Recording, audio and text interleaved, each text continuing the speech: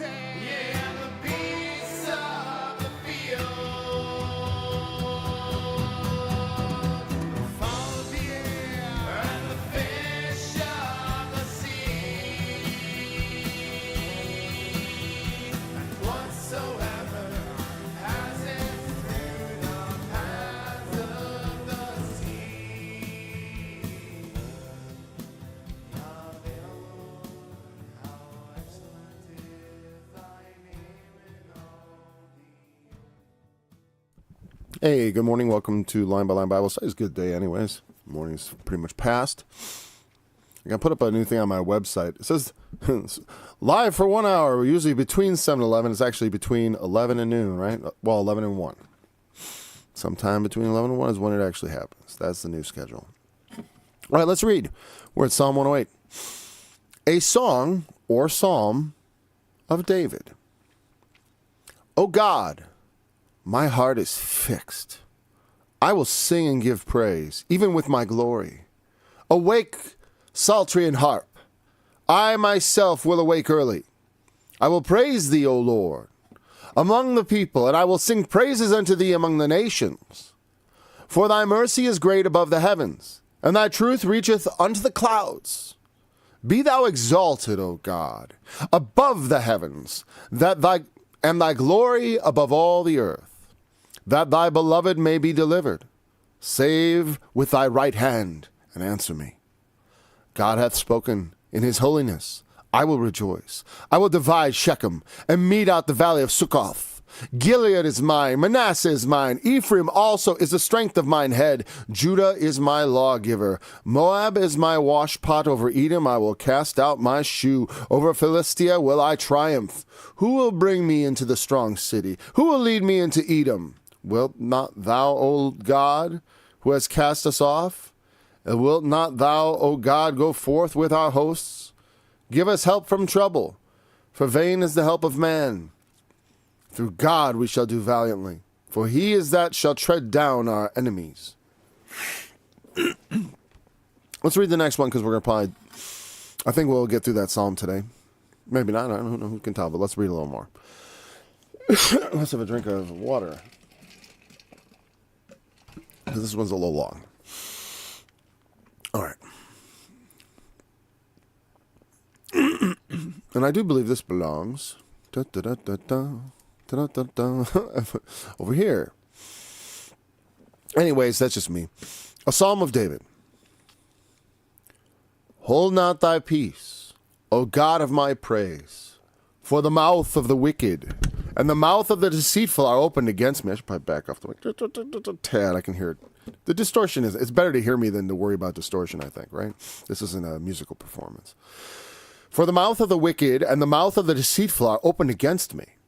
They have spoken against me with a lying tongue. They compassed me about also with words of hatred, and fought against me without a cause.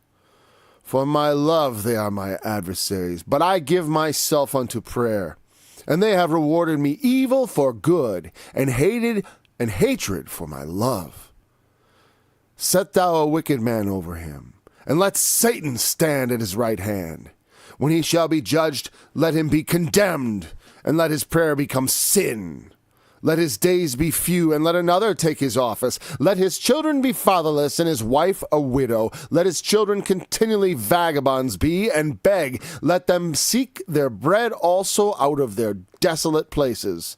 Let the extortioner catch all that he hath, and let the stranger spoil his labor. Let there be none to extend mercy unto him, neither let there be any to favor his fatherless children. Let his posterity be cut off, and in the generation following let their name be blotted out.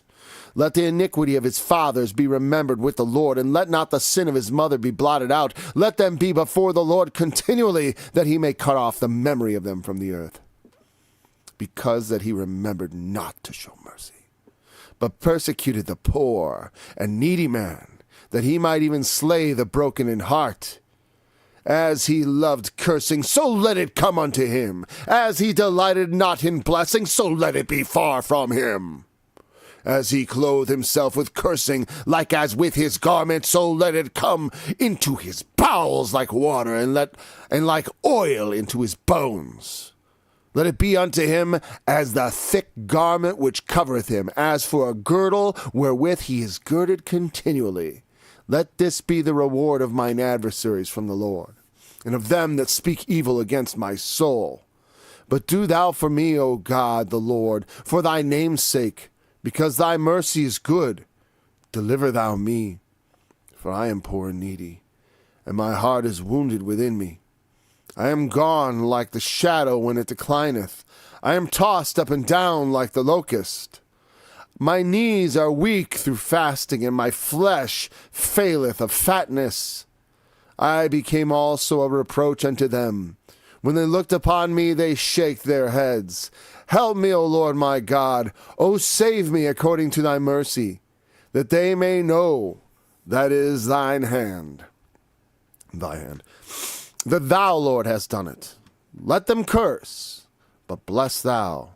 When they arise, let them be ashamed, but let thy servant rejoice. Let mine enemies be clothed with shame, and let them cover themselves with their own confusion as with a mantle.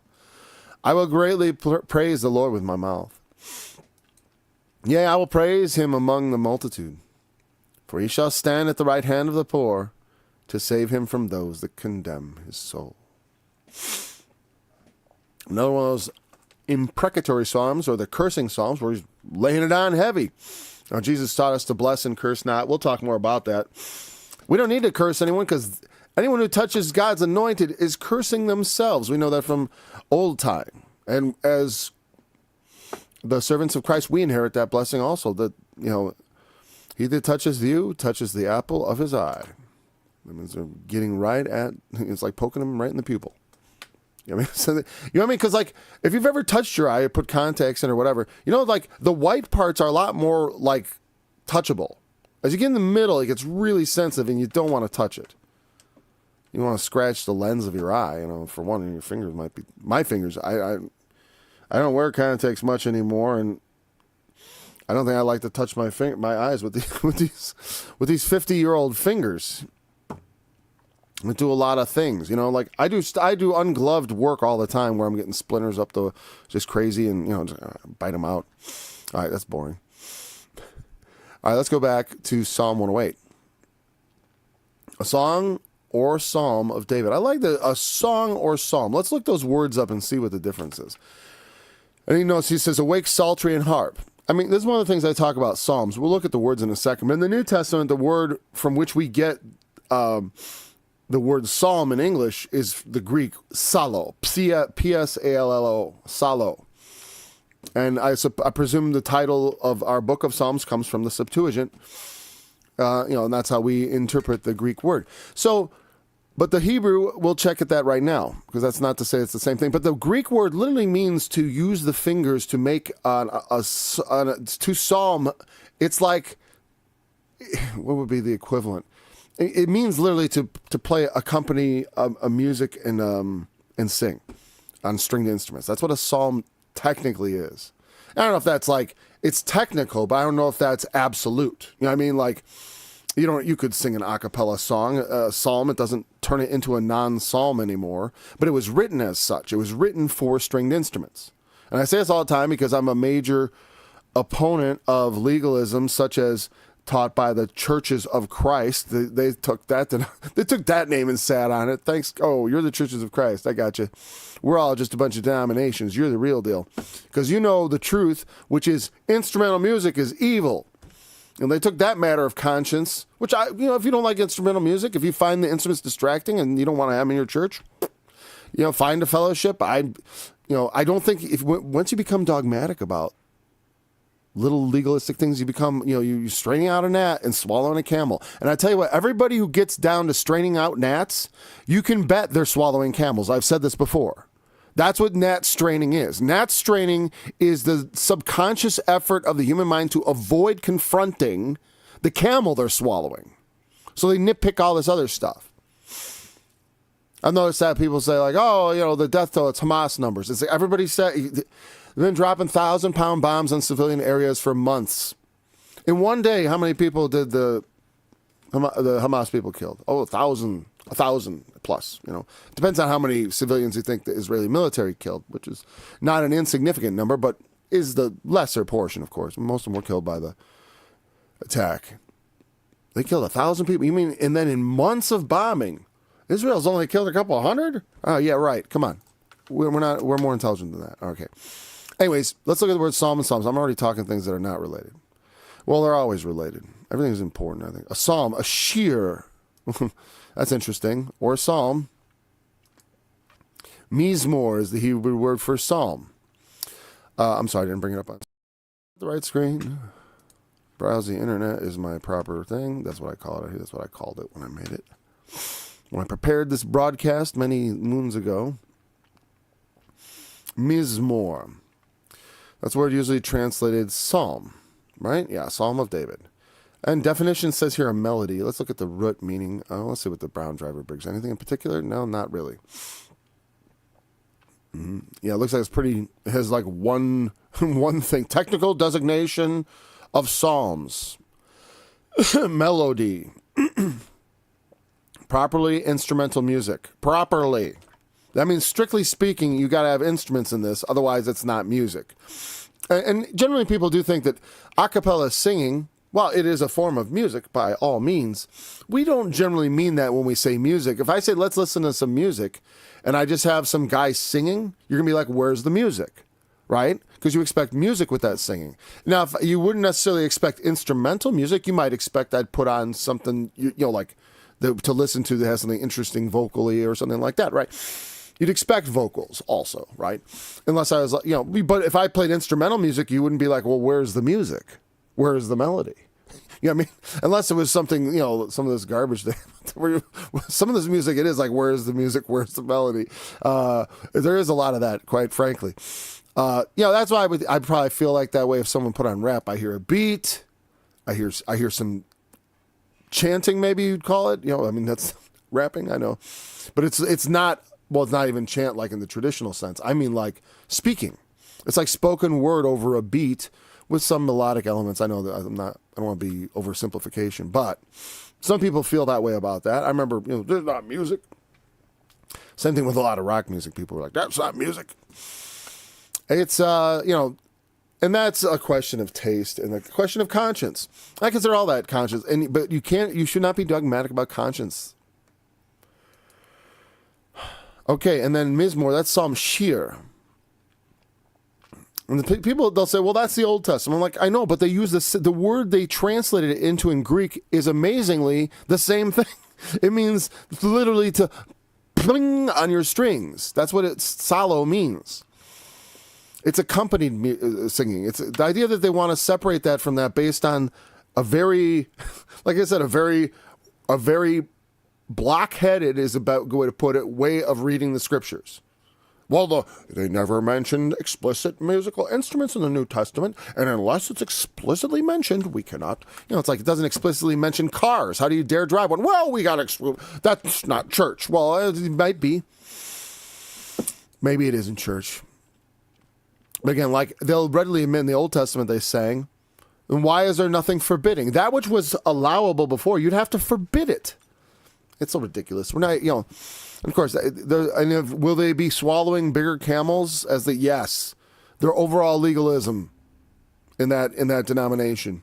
Shir, what does this mean? It's got a couple meanings here. We got 1, 2, 3. It's a lyric song, a religious song, specifically a song of Levitical choirs with musical accompare. Noun feminine song, also feminine. So it means song. Shir, a song, abstractly singing. This word is more closely, this is what you'd expect to hear singing with this one. Now, of course, like I said, though psalm means strictly music.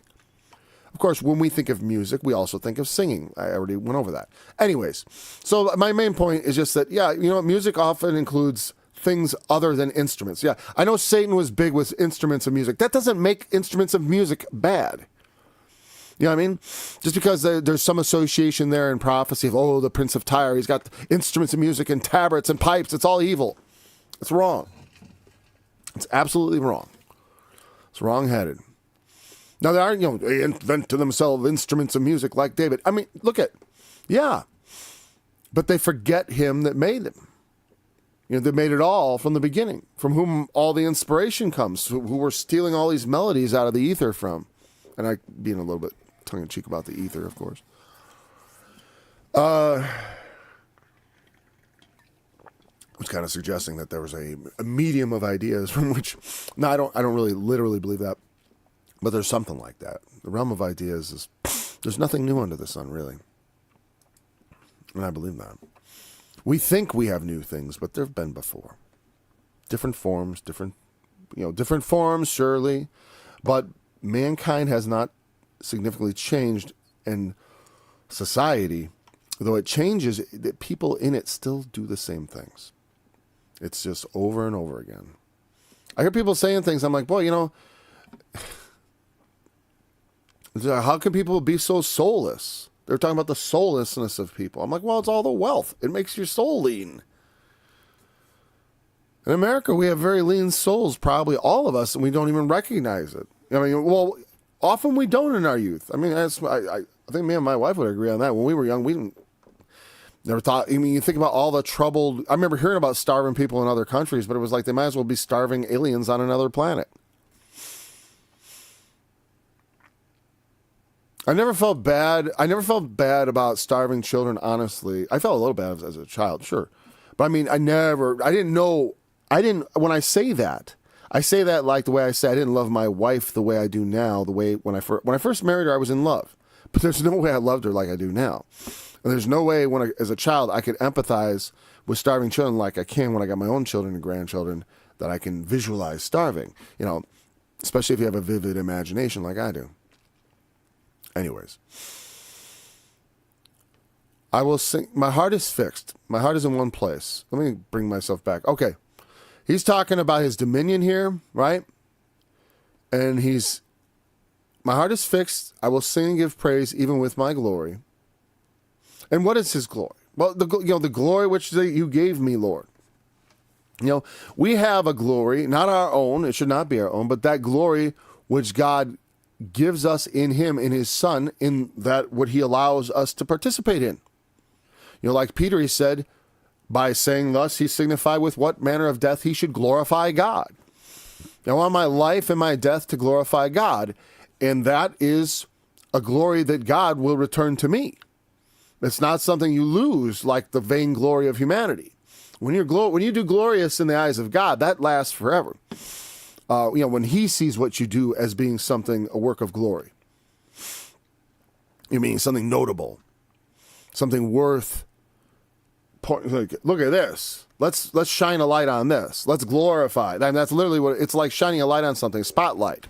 The glory. You're in the spotlight. You've got all the glory. Everyone's clapping. Everyone's cheering. The Lord's cheering. Because you've done his will. I will praise you, O Lord, among the people. That's what God. This is all the time. It's like if I talk about my walk, I'm praising the work that God has done in me and helping me improve. When I talk about if I do good things or how I do this or that, it's not meant to impress you so much as to impress upon you that God's work works, that God worketh hitherto, and we ought to also. Not for salvation, but because of salvation, because we're saved. We are saved unto good works, as they say, created in Christ Jesus, which we are supposed to be. But the thing is, it requires cooperation on our part. People who are defiant and uncooperative, I wonder about that. Anyways, so I will sing praises unto thee among the nations, because even the nations need to know the praises of the Lord, that our God is the one God. And people need to continually declare, and people do, what all that the Lord has done for them. And these days, on YouTube, consider when we were, you can hear so many authentic individual testimonies, as opposed to just the filtered, money-corrupted television scene we had years ago. The television scene was bad, I think especially bad, because it's like, it kind of, to get on that, I always thought I was in, people always, I remember when I was young, my dad used to talk about Satan being prince of the power of the air. And how we would, in the airwaves, we kind of like thought of that as being also his dominion of power. And to tell you the truth, when we're talking about principalities, powers, the rulers of the darkness that is in this world, the media and all that capture is completely captured by evil, and entertainment is captured by evil. Now that doesn't mean there can't be harmless stuff in it, but there is evil woven throughout. There's evil throughout the world. I mean, and here's the thing: just like all things, in order to just totally not have any contact with evil, you must needs go out of the world. That's why when Paul said not to keep company with fornicators, he said, yet not altogether with the fornicators of this world. Because if you were to not, he's talking about fellowshipping with as brothers, people who are openly fornicating. No, sorry, brother. Brothers don't let brothers be fornicators. All right. But if you're talking about just people in the world, you can't, there's no way you're going to be able to avoid the ungodly. And in a sense, you're preaching to them is going to, you can't have a holier than thou attitude when you're trying to save people from their sins, because they don't defile you. There's nothing to worry about. People get too, I don't know, whatever. But, so thy mercy is great above the heavens. I'm just going to move on. So that's, again, it's such a complicated thought. I'm like, where I was going or where I started from is now long away. And I didn't put down a little pin or something on my brain to tell me to go back, because I just chased that idea. Anyways, the mercy is great above the heavens. It's a metaphor. Well, it's literally great above. Of course, God's mercy is great. All right? That you breathed it in the clouds. It's a beautiful thing to say.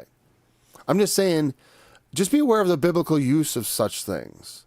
Is it meant to? What I'm saying is, I'm not trying to diminish God's glory and his mercy, all right?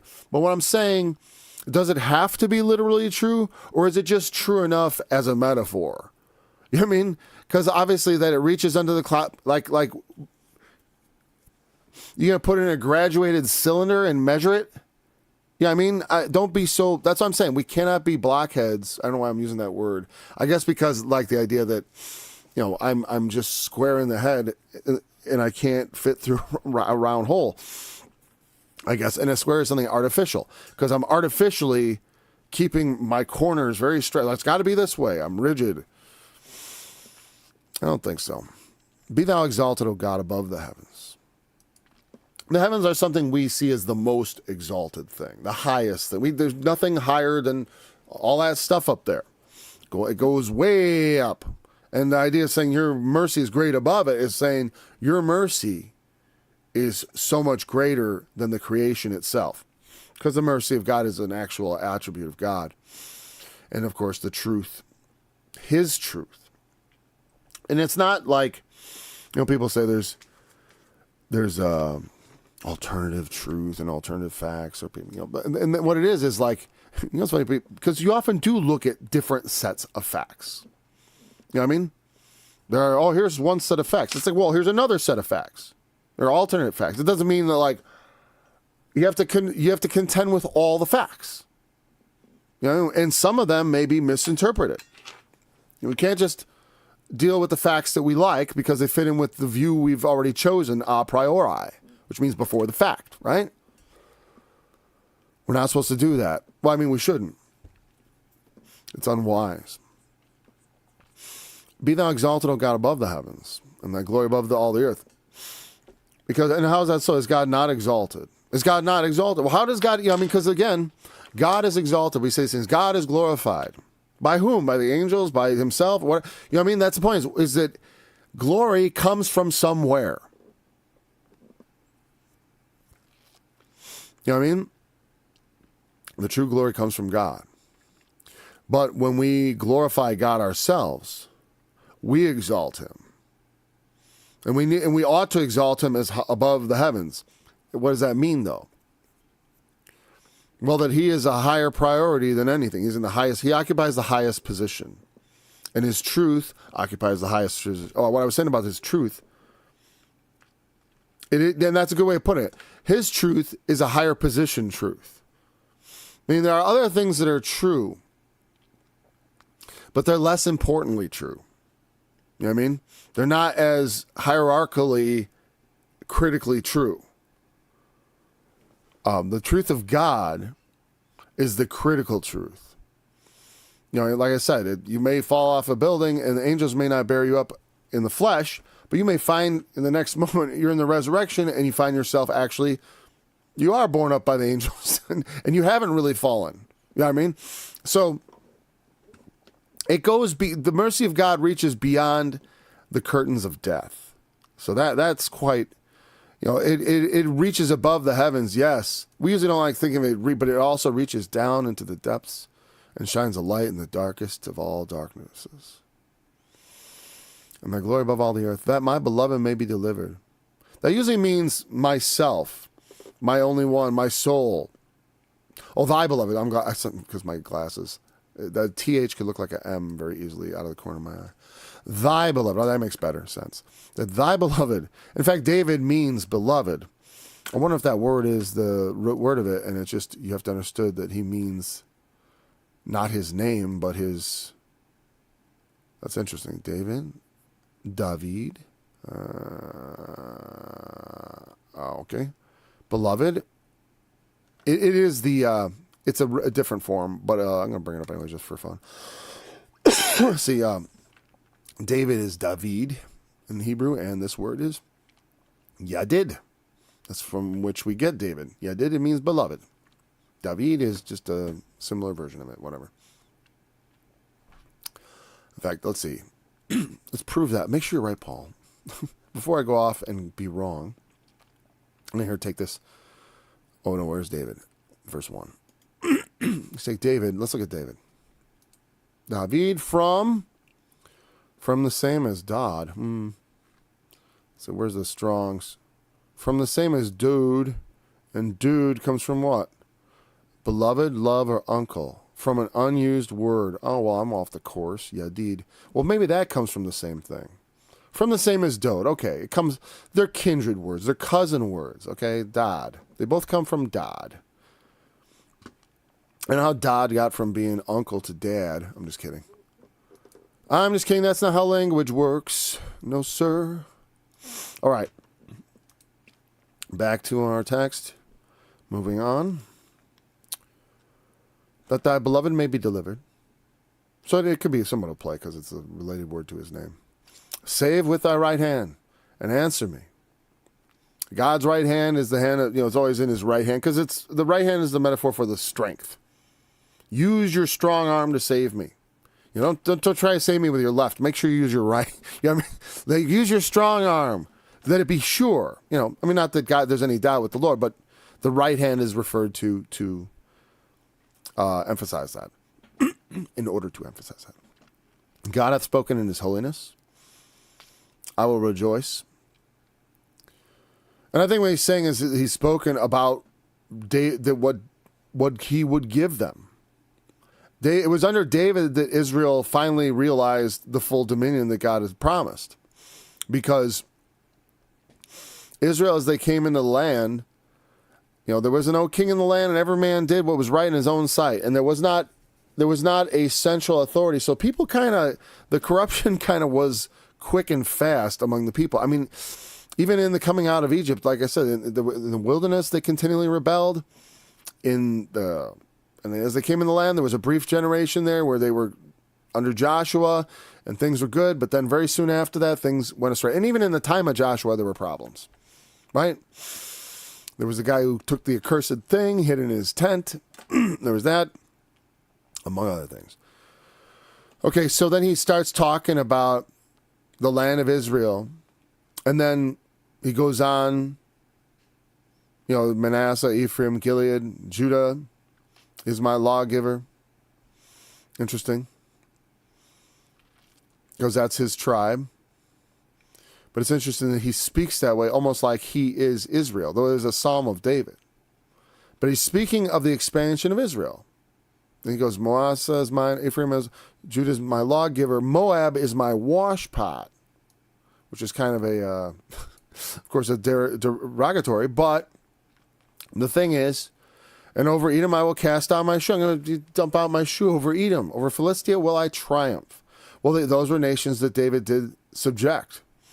And they brought them into basically, they were tributary kingdoms. They paid tribute to David and to Solomon, his son. And then later on, they broke off from their These nations rebelled against that tributary status to stop paying the ransom, basically. Okay, over Philistia will I triumph. And that, because remember, they weren't supposed to destroy all the children of Ammon and Moab or Edom because they were considered kin.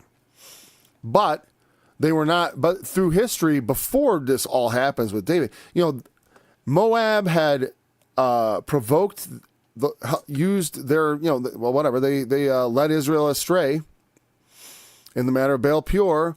And there were other things that, the Edomites didn't want to let them pass through. And they went around and all this stuff. There was all kinds of issues. There was hostility. But they weren't to destroy them or to take their land. They were to subdue them. Eventually, they were promised that they would subdue them. We can't have these people, attacking and trying to subdue us. Because it's always one way. It was rare when you would have just peace in the world. And peace often is bought at the after a victory. I mean, someone has won and established dominion. And so that was what David did. And sometimes, and like I said, well, wasn't that just all the time? Well, even the Lord said David was a bloody man. He wasn't allowed to build his temple. He would not allow him to. Even though David, he loved the Lord, God loved David, he did not take away his mercy from him in spite of the couple of awful things David did. It's like Peter, he denied the Lord 3 times. That's pretty awful. If I did that, I'd expect I probably hadn't never been saved or something or what. I don't know. I would be very upset. Of course, he was a lot younger than I am. If I did it at 30 or something, like assuming he might have been older than Jesus or younger, I don't know. I forgot what we consider him to be in age-wise. I always thought of the apostles as being kind of mostly younger than Christ, and some of them maybe older. But who knows? Maybe someone has a good idea. I know some of them were quite young. Like John, for instance, I think was considered pretty young. All right, so... Oh, yeah. So these are the nations I'm going to triumph over. Can't we do that all the time? Well, like I said, God gave it to David. That doesn't mean everybody gets to just do that. You know what I mean? Not every king is supposed to make war. Solomon was a man of peace. He did not make any war. Of course, he had the established kingdom, and so but he did not try to turn that kingdom into a grand empire. I don't know if they could. They probably didn't have the population to expand it very far beyond their borders. I don't know. But who will bring me into the strong city? Who will lead me into Edom? Will not thou, O God, who hast cast us off? Wilt thou not, O God, go forth with our host, who has cast us off? Well, and why does he say that? Well, because if you know David's life, from time to time, he would get into trouble. Sometimes it wasn't for anything he did wrong. Of course, there were things that he did that got him into trouble that the Lord punished him for. And he knew even though I said prior to David's time, there were many times when the Lord, because I don't think this cast us off refers to, well, it wouldn't refer to the captivities, but there were many times when God suffered Israel to be under the dominion of foreign powers, like the Midians, Sisera, and these different nations would come. You can read about in the book of Judges, and they have these times when Israel it's like God has cast them off because they're not doing what he wants. He's trying to get their attention. Or really, it's just the consequence of them not paying attention is a better way to put it. It's a consequence of them not heeding the warnings. God sends all these bad things to let them know, I'm not pleased with you.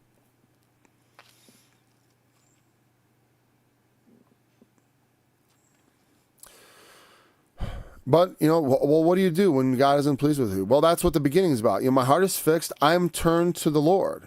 I turn myself to the Lord because if God has cast us off, it's just, and he's looking at, remember, he's a king. And so he's standing there, he knows the people aren't all faithful and that God is not always happy with Israel. God isn't always happy with him. You know, oh, I jumped too far ahead. I know why, because I don't want to return there. I did. God had cast them off from time to time. I mean, he was acting like they weren't his people. As far as like he was not blessing them actively because they were sinning to such a degree that it became necessary, well, that they're in the consequences, and he's not going to pour out any extra blessings while they're in the midst of, here's the thing, if you want extra blessings and things like that, it's like, it's not going to be poured out in the midst of your irresponsible behavior. And just frankly, right? Give us help from trouble, for vain is the help of man. We need to turn to God for help. God, if God has cast us off, if we have to, it's because we're relying on man, which that may be ourselves. We're not obeying God, we're obeying the lusts of the flesh. For through God we shall do valiantly, for it is He it is that shall tread down our enemies.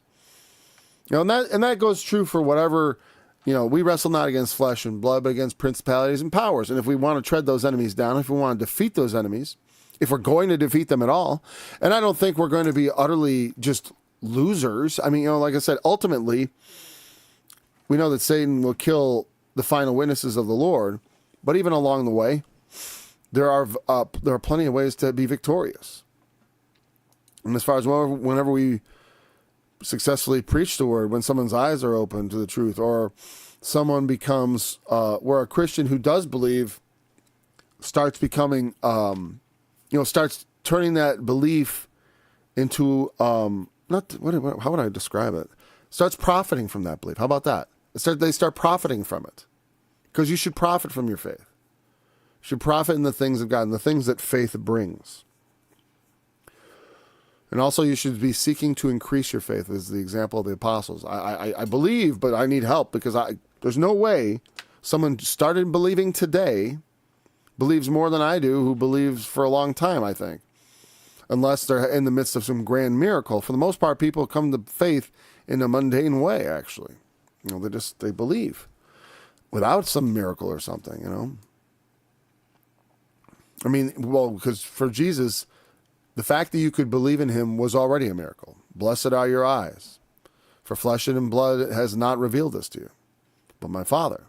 If you understand that Jesus is the Christ and that he did rise from the dead, that realization is already a miracle from God, because many people who would benefit from that knowledge do not have it.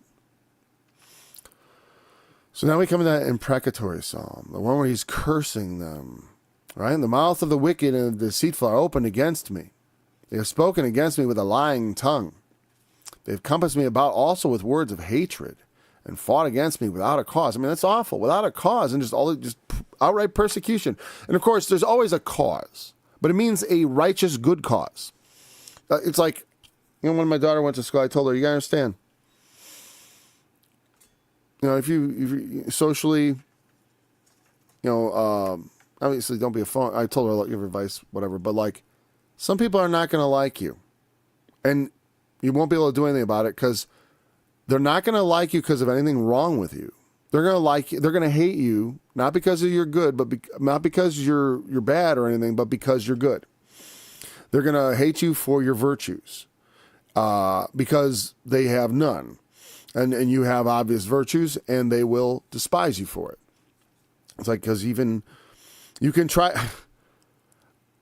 I don't feel like I try to say anything good about myself to people. I try not to I don't think I brag or anything in public, but I get people say nice things, and I think it's because when your light will so shine before men. It's just unavoidable. Even if you're trying not to sound a trumpet about it, which I always try not to do. I mean, this is the only sounding of a trumpet I do. This is the Bible study. In regular life, I don't walk around the street handing out tracts to people or something like that. But I try to live a life that is a tract in and of itself. I mean, that my life exudes that spirit of hope, that people would look at me and be curious about the reason of such hope that lies in me. We are told to do this. And so in that regard, I have to be hopeful. In my interactions with people, I try to exude a spirit of general positivity, even if I'm not feeling so positive. Because most of my lack of positivity would be about my own struggles and difficulties. But it's like the overall picture of things that God is on the throne and Jesus Christ is going to come. So things couldn't be better from that perspective, right? So the cavalry will arrive just after you get killed, but it's all right. We will not all sleep. Some of us will not. For my love, they are my adversaries. Again, not for his faults, but for his virtue. They are my adversaries because of my love. I gave them love, they give me hate. And that can happen too. Like I said, when people despise you for your virtues, because you're better, and you don't be holier than thou, but sometimes you're better than people and they know it. And it's not good for you to know it. Not in any way to show it. You can try to be better, but don't compare yourself with others. Of course, as Christians, we compare ourselves with Christ and with what we used to be. Meaning we encourage ourselves about when I was like, well, I've changed. But also I keep myself humble knowing I have so much further to go. That's how I like to think about it. I don't compare myself with others, but just with who I used to be. As far as I want to look for a reason for encouragement. I don't want to think in terms of how much better I am than some other dude. The Lord could what was it? Not jack. I wanted the word like leapfrog him right past me. I was thinking jackrabbit because I was thinking something jumping or going up, like jacking up. But jacking up isn't the word I wanted. More like leapfrog. Because that can happen. The Spirit of the Lord, when you're imbued with the Spirit of God, when that Holy Spirit comes, things happen. You can change. Look how quickly Paul turned around. Not that he was a big sinner and otherwise, but he was a really bad sinner in one specific way. They have rewarded me evil for good and hatred for... As I listened, it reminded me of Christ, of course. This once again, David prophetically, without realizing it, as he lays out the complaint of the poor and needy, I don't think it's intentional, though. I think it's just the Holy Spirit inspiring him to write. He's writing about this perspective. And of course, the answer to this kind of prayer is the Lord Jesus. He is the answer to those that hate you without a cause. Because your trust in him. One, he can deliver you from them. Two, he will deliver appropriate judgment if necessary. We always want our enemy, destroy my enemies. I hate my enemies. But the Lord showed us through the Apostle Paul that, and it's a critical one. A lot of people still hate Paul because at one point he was, like, what is this guy? He was against the gospel, then suddenly he's for it, and he's taking it in the wrong direction. And I don't agree. I don't understand what they mean by wrong direction. I understand that a lot of stuff, you read the letters of Paul. They don't read like things like he's trying to make you, depart from the teaching. I literally would love to sit down with some of these people and say, how is it you think that the teachings of Paul are so different from the teachings of Jesus? The most different part of it was that he left it to his apostles to open up the way to the Gentiles. And in his ministry, he said, I am not sent but to the lost sheep of the house of Israel. Even though he did a few miracles for Gentiles, even though he went and purposefully talked to Gentiles and stuff like that, like in the book of John.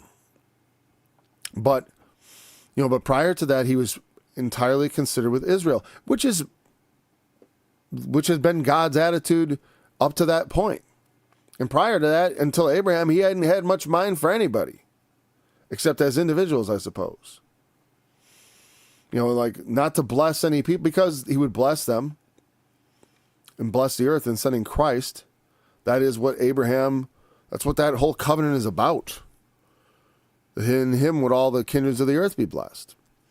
And Israel should be a blessing, but ultimately that blessing came down to one man who is the Messiah, and that is Jesus Christ. But I give myself into prayer. That is the appropriate response, right? To go to prayer in the face of evil. Now, of course, he begins the cursing. And of course, we are taught to bless and curse not, right? But the reason is like I said earlier, those who engage in such things, God really hates that behavior. And we don't need to pile on. And also, we don't understand, this may be one of God's elect who's severely blinded, like the Apostle Paul. And we should not engage in hatred and find that we're cursing one of God's anointed, that God's about to do a miracle with. So, our attitude has to be more like the Lord Jesus. He did not, in being condemned, he did not condemn, because he was willing to submit to the judgment of God and let God judge. Even though God had given all judgment into the hand of the Son. There's this interesting interplay where he does not judge, yet judgment is given unto him, because he will judge, even though he didn't. You know what I mean? But his death was judgment against the world.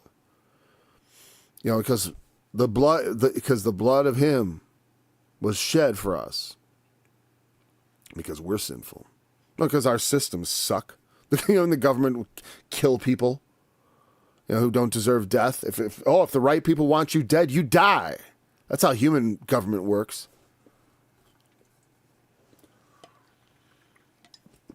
Oh yeah, the Romans, they were so great. I love the way people are always like, oh, the Romans, Christianity brought on 1,000 years of darkness. Oh. Yeah, but not in Byzantium, you historical ignoramus. Dark Ages didn't have anything to do with Christianity, though there's Christianity in the Dark Ages. It's like, but that can't be the cause, because otherwise it would cause it wherever it goes. That's it. Dark Ages has had a lot of causes, but also, and the collapse of the Roman Empire had many causes.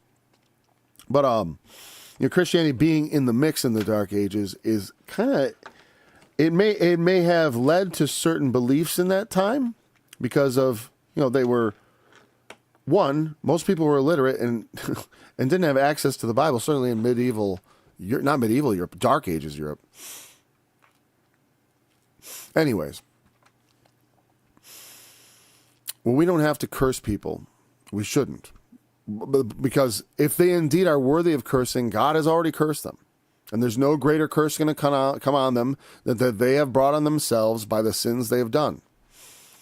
And our prayers should be focused, the ultimate kind of prayer you can do is pray for them and say, they don't get it, what they're doing. They're ignorant. They fear not God. They have not the fear of God in them. And they will do this to me, heedless of the consequences. They will do this.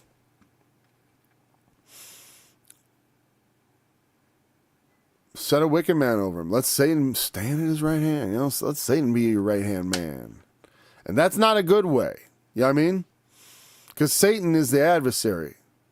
And if you want to know what he's like, it says I like what it says of the king of Babylon as a characteristic of Satan from Isaiah 14, where it says, thou hast destroyed thy land and slain thy people. Satan uses you up and spits you out, just like Judas. When you serve Satan, you end up dead in an alley somewhere. Look at what happened to Jeffrey Epstein. There's another servant of Satan. What did get him? Murdered in a jail cell. They go about doing their evil and thinking they're getting away with it.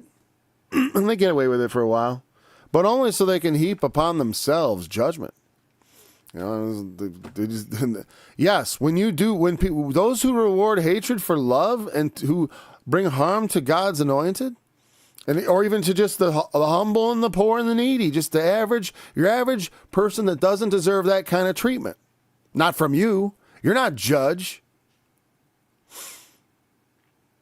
You might be even the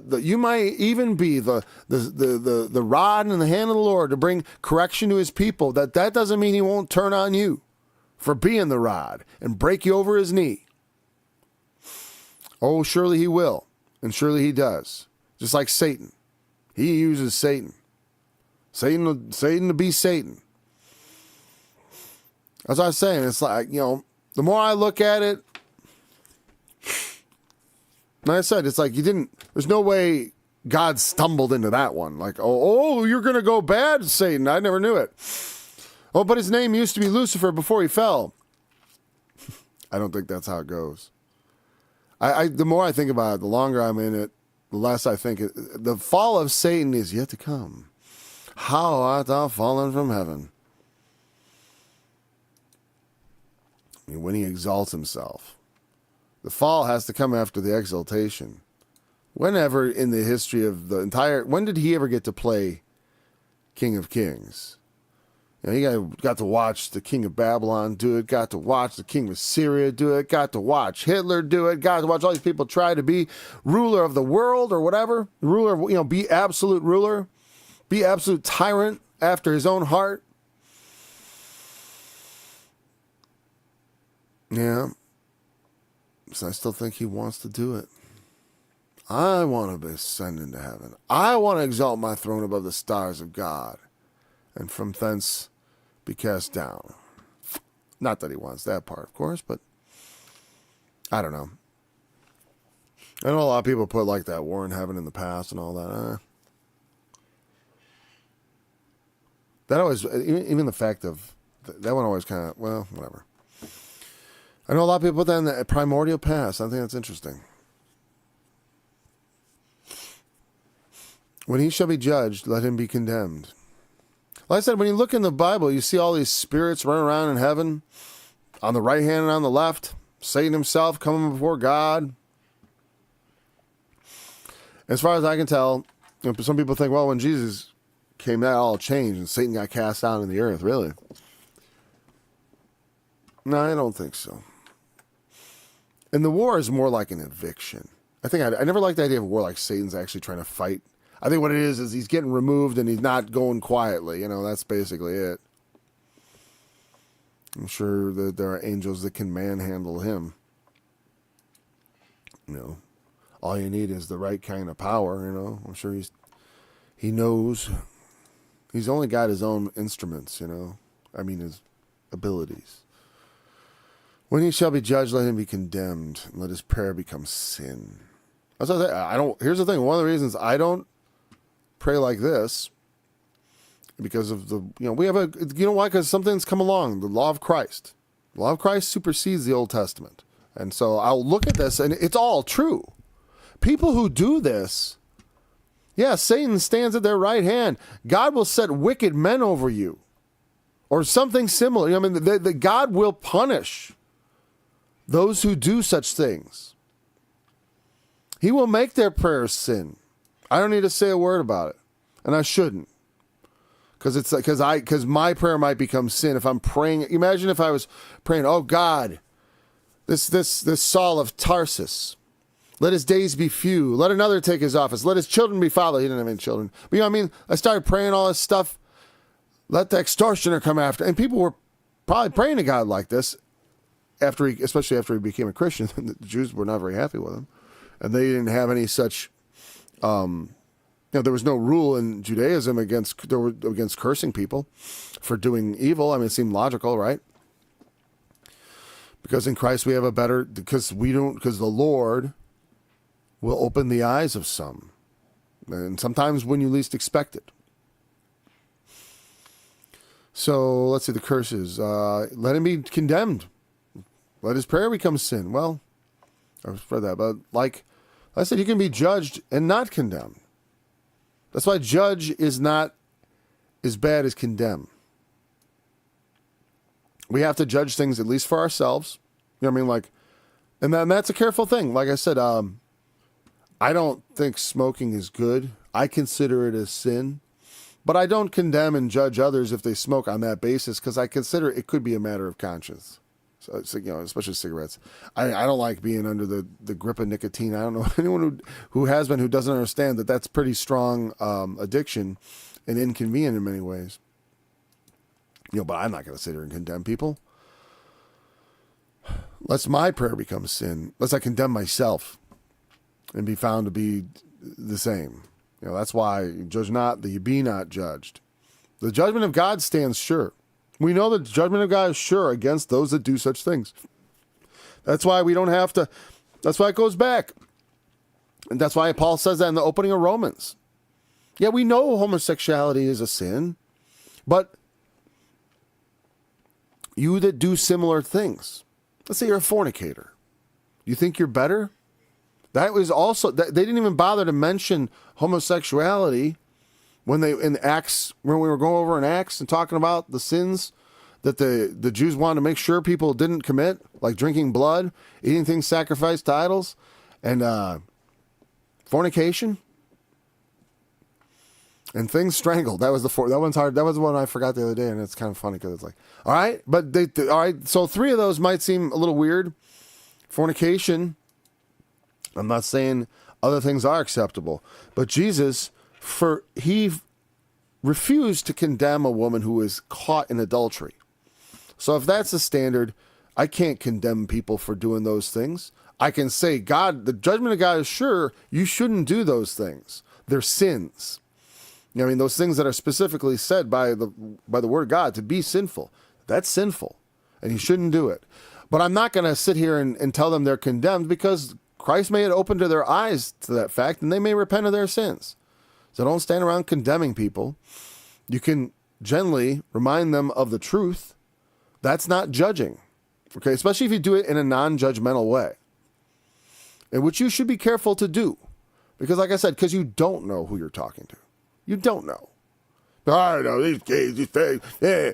It's like they're so careless of people's souls. They don't care how they approach them, and like the idea that you're actually trying to persuade people of the truth. Sometimes I wonder if that's actually part of anyone's calculation. The way they talk, especially some Christians, and they seem almost like, if I was an atheist who wanted to bring ill repute on Christianity, I would go around pretending to be a Christian online. The way some of these people talk, I mean, the way they some of the comments are so anti-Christian, or not anti-Christian so much as unchristian. Let's put it that way, because it's a very different feel. When you're being unchristian and you're a Christian, that's a problem. Like calling for people to be stoned, that's unchristian. Let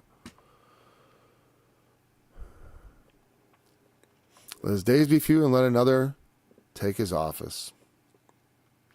And that's often, you're always, whatever you got, give it to somebody else. Children fatherless. Phew. All the kid stuff here is pretty brutal. Let his children be vagabonds. On the kids, God said that he will not visit the sins of the fathers and the sons. But the thing is, very often the sons are a chip off the old block. Okay, and if they are that way, I guess it's kind of appropriate to say, well, let them end up horrible. I don't know. Here's the thing.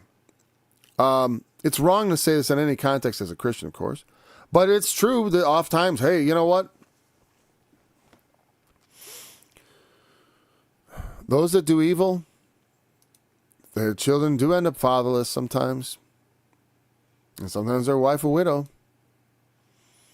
And their children become vagabonds. It's sort of a fact of life. I mean, think about it. This right here is pretty much the formula of crime in America. We got fatherlessness, single mother homes, children that are vagabonds. Because that's why when you have no dad in the house, your children grow up without a father's discipline. They're like, that's a huge predictor of criminality. No father in the home, by the way. And that probably explains a lot of why the imbalance of crime is also the imbalance of fathers. And the imbalance of fathers probably relates back to the fact that while, in the 50s, black folks had higher marriage rates actually than whites, and lower divorce rates, I believe. But but then ever since the Great Society and all that, where where they gave you welfare if you had no man in the home. Now, if you have a man in the home, you can still get things like food assistance and Medicaid, but you can't get the cash. And I guess that helped incentivize fatherlessness. It seems like a pity that is all it took, a little cash incentive to destroy families. And of course, there's more going on than that. That's part of it. You have that cash incentive, and then of course, society completely hating on fatherhood and motherhood, hating on the traditional family, completely treating it like something that's sort of, and it's funny because they mock it, they run it down. But a lot of these same, rich people that are running this stuff down, they all pursue marriage, and they all have families. It's like, but they tell you not to.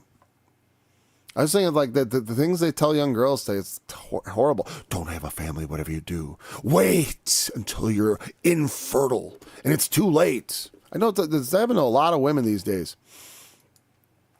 The birth rate is down, but it's not because there are still just as many. The rate of women having, 3, 4, 5 kids, it's still the same as it's been since the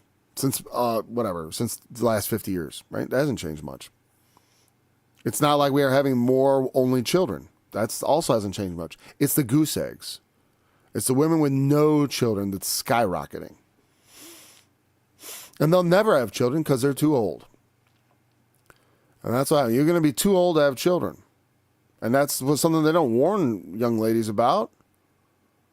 And that men are mostly going to, men are looking at women in their early 20s to have a family with, not, girls that have been sleeping with 30 or 40 guys and are 30 or 40 years old, or whatever,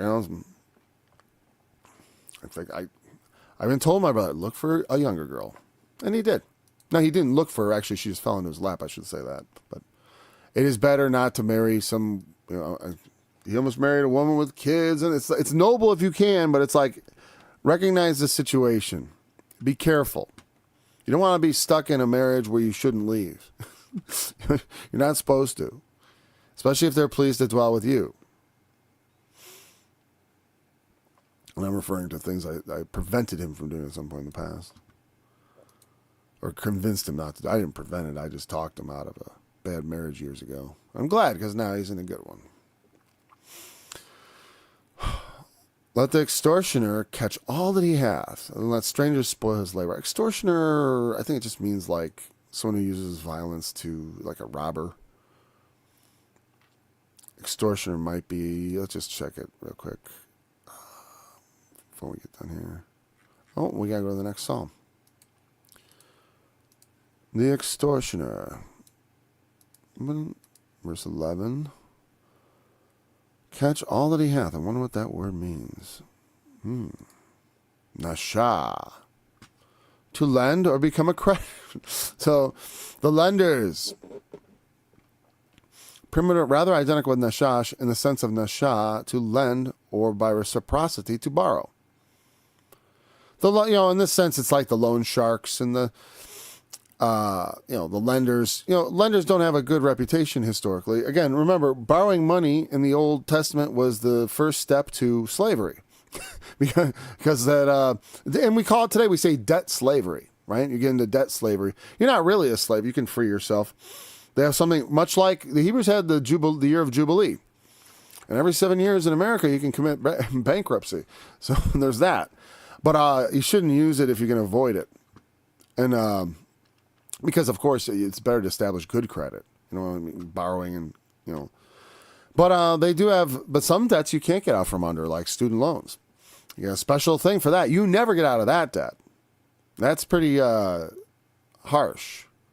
Instead of forgiving all the student loans, why don't they just make it so that people who have economic hardships can declare bankruptcy on a portion or all of it or whatever? I mean, just come up with something that makes more sense than just, we're going to forgive the student loans of all these rich kids. It's like, so my kids, if they're working trades and stuff like that, they got to pay. They don't get nothing for that. If they need training for, if my kid wants to become a pipe fitter or if he wants to become an electrician, noble professions, there'll be no money for that. Although the companies might provide training. They're looking for skilled labor. If you have a skill, you got a job. So extortioner, catch all. Let the banks gobble up all his stuff. That's how we would say it today. Let them repossess all his goods and let it all be taken away. Right? Let the repo man come. Let the strangers spoil his labor. This is the episode I talk about.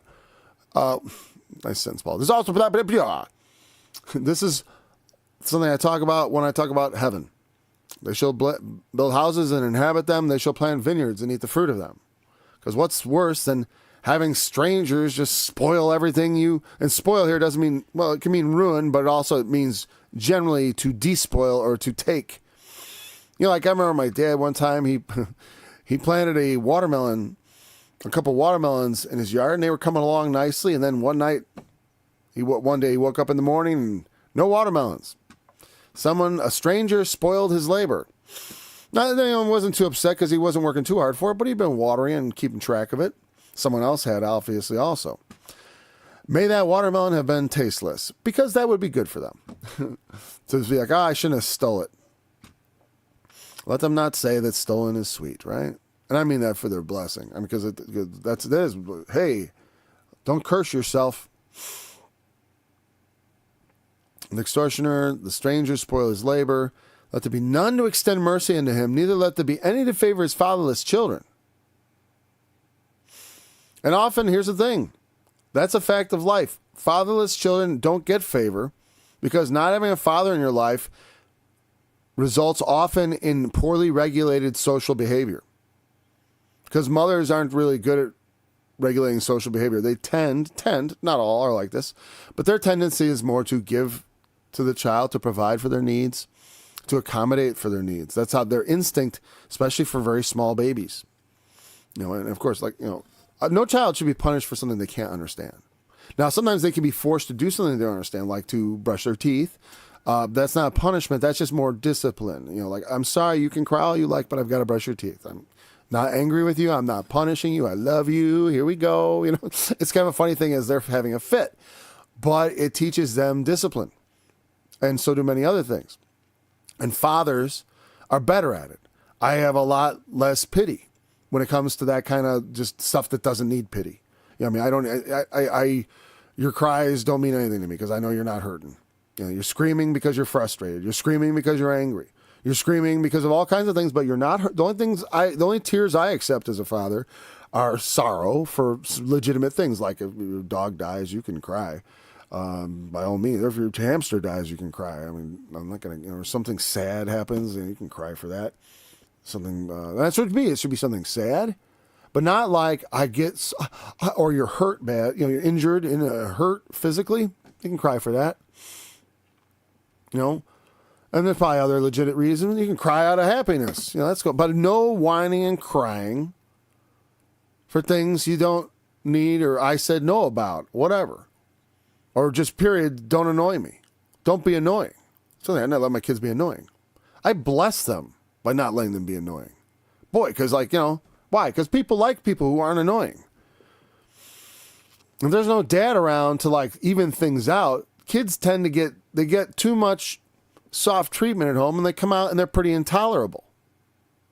I've met plenty of kids. I can't stomach them. They're not, it's not that they're bad. They're badly raised. And they're badly disciplined. They got their social skills are because they don't teach social skills in school. And kids in school are poorly socialized because they hardly ever see their fathers. Who's their real socializer. I think that's part of, it's part of it. I mean, like I said, I don't have to go sit around conversing with my kids all day. I just have to be there, no nonsense. The presence just has that effect. I'm glad I spent most of my, I worked outside of the home sometimes. I'm not at my desk all day, and oftentimes I'm not always here, but I'm around, and that's important. You gotta be around your kids to have an influence on them, and if they're not around, and part of what he says, let there be none to extend mercy to him, and I think the Lord Himself said so. Let's look at it. Before I quote it, without mercy. Without mercy, we will look at the phrase. I'm using my Bible. I know we're over an hour. That's okay. Like I said, the study is at least 1 hour. At least 1 hour. There's only a couple of times when, it's James. I'm glad I didn't say the Lord Himself. The Lord's brother said it, not the Lord, but James 2 verse 3. But I think it's appropriate. I'm sorry. I'm having trouble with my computer. Okay. Oh, this is the good one. When the brother and sister be naked, you say, be clothed, but you don't actually give them any clothes. Be righteous, but you don't tell them how to be righteous. You don't teach them the law. Be a Christian, but you don't provide the things to be a Christian. You just provide them a bunch of garbage preaching about positivity or nonsense. You don't give them the true meat of the word. I even think Arnold Murray was playing around and he didn't know what meat was if he hit him in the face. All right, J 2:13, not 3. For he shall have judgment without mercy that hath showed no mercy, and mercy rejoiceth against judgment. Because that's the whole point. Mercy is the point. It's like, hey, we're not going to judge you. We're just going to let you go. I mean, that's beautiful. It's crazy. I mean, that in a metaphorical sense, it's crazy because it's like, what? I deserve punishment. You're going to let me go? Yeah. Well, on what basis? Ultimately, that basis is my son died. And he wants to let you go because his blood covered you and you believe in him. That's the way we, the living, encounter Christ. If there's any hope for the dead, he will see to it. The people are baptized for the dead. There's all this for the dead. It's like, you know what? Let the dead bury the dead. The Lord is the Lord of the living. Now the dead will worry about death and all that stuff. There's a time for the judgment. I trust the Lord. If you trust the Lord, then just try, because I bring that up because I know people worry about it and I've thought about it a long time. Because it's always like, well, what about the people who never heard? Like I said, we know enough in our conscience to condemn ourselves. So I know we're all condemned. But also I know people aren't all. I mean, like, there's people better than me that don't know the name of Jesus. I know that. You know what I mean? It's like there's plenty of people morally superior to me and have been over history. So, I'm not gonna speak against them. I'm not gonna judge them. I'm not gonna promote them to life either. I can't do that. But the Lord will sort it out. That's the way I look at it. I trouble not myself because I trust in his it will be so fair and just. Maybe not fair, because mercy isn't fair. But every judgment will be fair, at the least. That's why I always used to say that all the time. God is at the very least fair. That's his baseline, is fairness. Never unfair in the negative sense. Unfair, though, yes, in the positive sense, where he blesses others more than giving them fairness. That's the unfairness of God. And you see it in the parable of the worker's wages, where he does something very unfair. Very unfair. He agrees with these dudes. Well, it's very fair, but in a sense unfair is what I'm saying. It's fair in that they agreed to work for a day's wages. You may remember this parable from Matthew chapter 20. I hope that's the right address. I'm not going to look that up. But he agrees to them for a day's wages. They go work. So they implicitly agree that it's fair because they went to work for those wages at the beginning of the day. And then he goes and hires people every couple hours, every 3 hours or so, to go work in his vineyard to finish the harvest. And he says to all of them, I'll pay you whatever is fair or whatever. I forget if he says that, whatever is right or whatever. I'll pay you later. They don't agree to anything. They make no agreement. And then in the end, he ends up paying everybody the same thing, even the people who'd only worked an hour. And he pays them first so the guys who worked all day get to see it. And of course, they're upset when they get there and they say, hey, this is unjust. They suppose they should have gotten more. And he says, is your eye evil because I'm good? I will do what I will with what is my own. If I want to pay them the same as I pay you, then that's my business. That's the way God looks at it. So that is how it actually works. He blesses us. He saves us. And we think, wow, we don't deserve this. Right. No one does. There's no one deserving going to go stumbling into hell. No one who deserves to live forever. But, and again, hell to me is death and destruction. I mean, I casually toss the word around because I've become so unmindful of the prevailing viewpoint and so contemptuous of it. I don't care. I don't care. That's why when I wrote my song, Hell is the Place, I don't care what people think about that. As far as I do care in a sense. I hope they will understand what I'm talking about. But if they don't, they don't. So let's see, where are we going to let that extortioner catch all he has, let his posterity be cut off. In the generation following, let their name be blotted out. It's an awful thing to wish on somebody. And like it says, let the iniquity of his fathers be remembered with the Lord, and let not the sin of his mother be blotted out. That's a terrible wish. Sometimes it's true, because the terrible iniquity of the mother and the father, the children follow right along with it.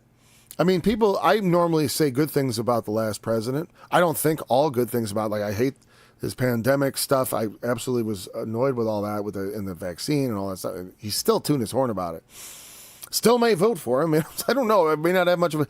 I may vote for chaos in that regard because it's like I usually vote protest like a libertarian candidate. I voted for U.S. Taxpayer Party, Ross Perot.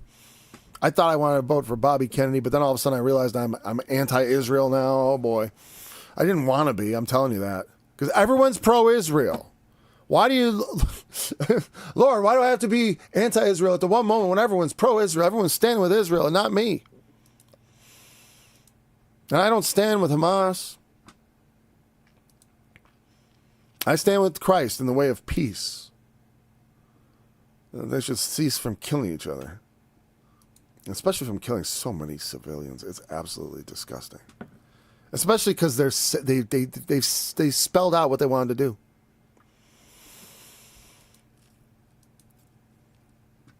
And people are going to act like they didn't know. Oh, well, people are starving to death. What when it goes from tens of thousands to suddenly hundreds of thousands, which I'm not predicting anything. But here's the thing. If they keep doing what they say they're going to keep doing, I hope before that happens, other people decide that decide to put a stop to it.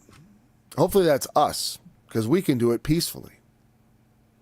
If the Arabs have to stop it, it won't be peaceful. And it won't be bloodless. And it won't be pretty.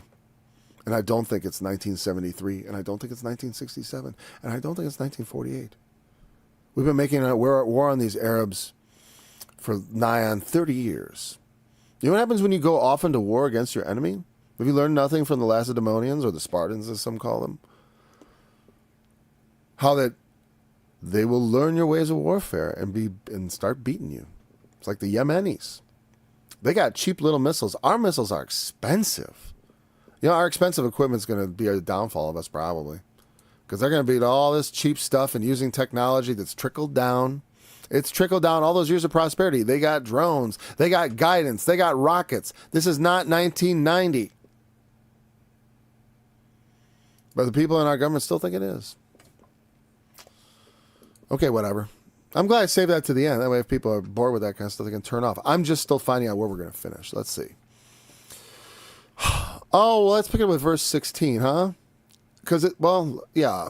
Because it's the because. And we didn't really cover anything after verse 16.